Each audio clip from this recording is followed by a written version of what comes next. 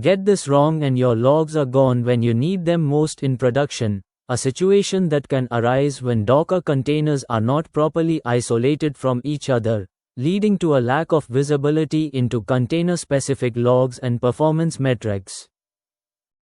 This is often due to a misunderstanding of how Docker utilizes Linux namespaces and cgroups to create isolated environments for containers.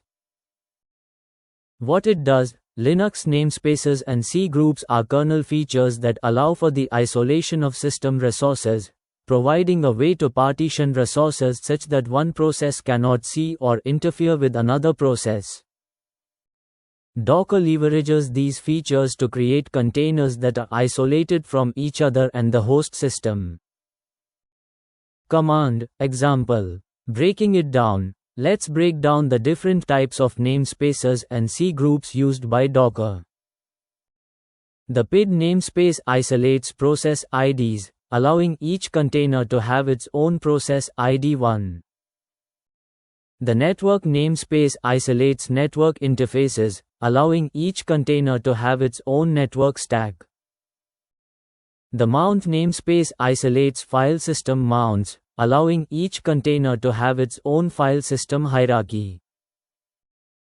The UTS namespace isolates kernel and hostname information, allowing each container to have its own hostname and domain name. Cgroups provide a way to limit and monitor system resources such as CPU and memory. Common mistakes. One common mistake is not properly configuring cgroups, leading to containers consuming too many system resources. Another mistake is not using the correct namespace when creating a container, leading to containers not being properly isolated.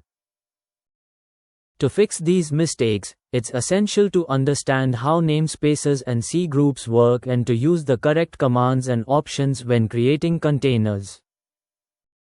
Try this next. Try creating a new Docker container and using the docker exec command to execute a command inside the container.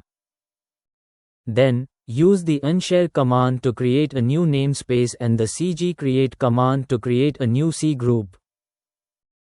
This will give you hands-on experience with Linux namespaces and cgroups. Pro tip: in production environments, it's essential to use Docker's built-in support for cgroups and namespaces to ensure that containers are properly isolated and resource-limited. This can be achieved by using Docker's CPU shares and memory options when creating containers, which allow you to set CPU and memory limits for each container. Additionally, using Docker's net option to specify a custom network namespace for each container can help to improve network isolation and security.